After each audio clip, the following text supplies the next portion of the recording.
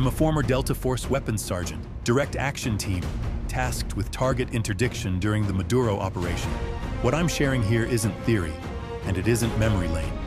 It's the exact weapons we used, and why they were trusted to make that job possible. We carried what worked, and nothing defined that better than the HK416 D10RS. 10-inch barrel, short-stroke gas piston, chambered in 5.56. It wasn't light. It wasn't elegant. But it ran. Every time. You could drag it through dust, mud, concrete rubble. It would still cycle, still hold zero, still fire when you pulled. The recoil impulse was heavier than standard DI rifles, but the trade-off was worth it. That piston system didn't choke when things got hot. Didn't care about suppressed fire or fouling. We kitted it with what we trusted. Holographics, lasers, suppressors, underbarrel launchers when needed. It became second nature. Grip it and go. But when things got tighter and time shrank down to seconds, we turned to the Rattler. SIG MCX, chopped to the bone. Felt like half a rifle, barely a weapon at first glance. But inside compounds, crawling through interior hallways, packed staircases, or hopping vehicles, nothing moved better. .300 blackout gave it punch in short range. With a can on it, the sound was swallowed and flash reduced. Recoil was sharp, muzzle rise kicked in fast, and you needed to stay on it. But the point was speed, not elegance. This wasn't for suppressive fire, it was for sudden correction, for that one shot that changes the tempo. Rattlers were issued selectively. Not everyone got them. Only those tasked with confined breach, vehicle assault, or low-vis movement. And then, above us, the SIG MK13, the outlier. It wasn't part of our standard kit, but in this operation, we needed presence. The ability to reach, to punch, to clear through solid structures. The SCAR brought 7.62 to the table, and with that came control issues, weight, balance problems. But it hit. Hard. Used outside, never indoors. Suppressors made it manageable, but not quiet. No one expected subtlety. They expected effect. It wasn't about clearing rooms. It was about clearing lines. Shooting through walls, vehicles, barricades. It forced a pause in whoever was on the other end. That's what we needed. Each rifle had its reason. D10 for the entry. Rattler for the crawl. SCAR for the crush. No perfect system, only the right one for the moment. And if you picked wrong, it showed. Instantly. Sidearms and Delta were never an afterthought. You didn't carry one just because doctrine said so. You carried it because you knew the rifle might not be there when you needed it. That's why Glock 19 Gen5 MOS became the standard. Not because it was fancy, but because it simply did the job again and again. Compact, reliable, nothing excessive.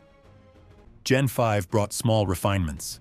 Flared magwell, no finger grooves, ambidextrous slide stop. All useful, none critical. What mattered was consistency. You drew it. It fired. Wet, sandy, hot. It fired. We ran them with threaded barrels and suppressor height sights, red dot optics when needed. Some guys preferred irons, claiming less to break. Others ran optics with backup notches. The modular optic system gave you that choice. And in our line of work, options weren't luxury. They were margin of survival. Glock wasn't our first line, but in a jammed hallway, inside a vehicle, during a malfunction, in that dead second between reloads, it was the only line. There were lighter pistols, smoother triggers, flashier slides, but none of them earned the trust Glock did. It didn't impress. It performed. And that's why we never left without it. The MP7A1 was never a general issue weapon in Delta. It wasn't something you slung on for routine missions or carried for show. It came out when the environment demanded something compact, fast, and reliable in close quarters, and where drawing a rifle just wasn't realistic. That meant low visibility protection work, interior convoy movements, embassy extractions, and tight urban entries where you needed firepower, but couldn't afford bulk. It chambered the 4.6 by 30 millimeter round, a small caliber, high-velocity cartridge designed specifically to defeat soft body armor at close range without the risk of dangerous over-penetration. That was critical. In operations where hostiles and civilians were often separated by a single door or a split second, precision and control mattered more than brute force. What made the MP7 stand out wasn't just the caliber. It was the form factor. Fully collapsed, it was smaller than some handguns. You could wear it on a sling under a jacket, stow it cross-draw on your plate carrier, or mount it vertically along the side of a breacher's kit. That gave you the ability to stay fully armed while appearing unarmed, a tactical advantage in any gray zone environment.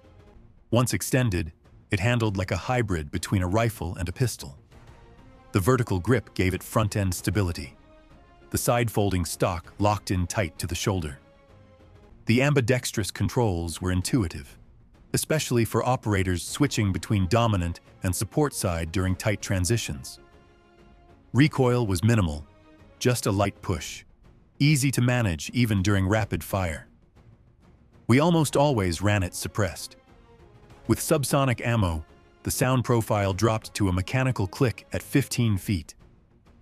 That was the point. Fire when needed, but stay invisible. The suppressor didn't affect balance much. It was still tight, maneuverable, and deadly accurate inside 30 meters. Add a micro red dot on top, and target acquisition became nearly instant. You didn't take the MP7 on long patrols.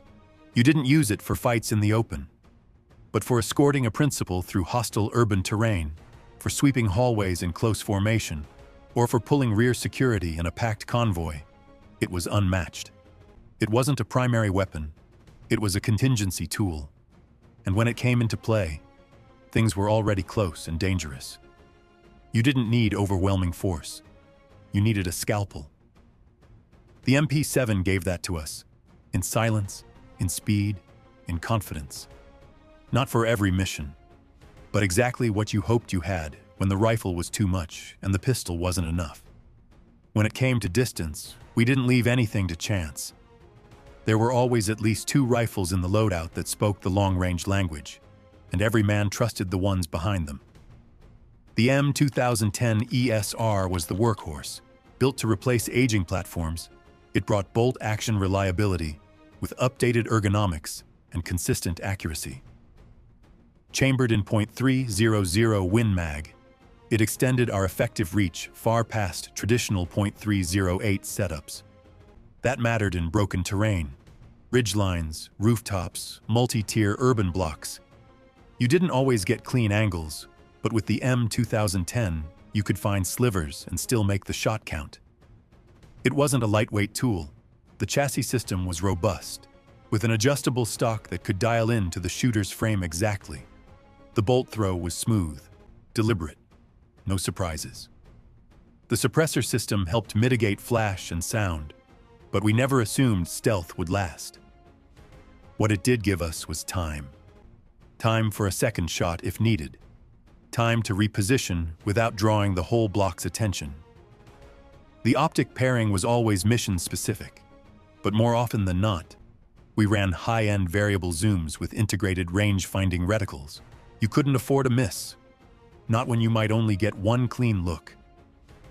Then there was the MK13 Mod 7, a precision tool adapted specifically for recon and SEAL sniper elements. But it saw use in Delta when the mission demanded surgical work. Also built around the .300 Win Mag, it shared ballistic performance with the M2010, but brought a slightly different feel in the hands. Lighter stock, cleaner lines, often preferred by operators working in smaller overwatch cells or supporting in maritime-adjacent environments. The MK13 wasn't as modular, but it didn't need to be. It was purpose-built, stripped of anything unnecessary, and rock solid. No drift, no thermal shift, no quirks under pressure. Both rifles were there to provide control, to anchor movement, suppress rooftop threats, eliminate spotters before they could warn a compound. And during the Maduro op, They were used exactly that way, covering ingress from multiple angles, pre-clearing windows, keeping the line tight while the assault element moved through. These weren't rifles for glory. They weren't about body counts. They were about discipline, a single shot at the right second to make the next 10 seconds survivable. We didn't deploy snipers to chase targets. We placed them to shape the fight, and these rifles made that possible. Every time. There's a tool you don't talk about until you need it. It's not your first choice. It's not your favorite. But when the situation turns, it's the one that matters.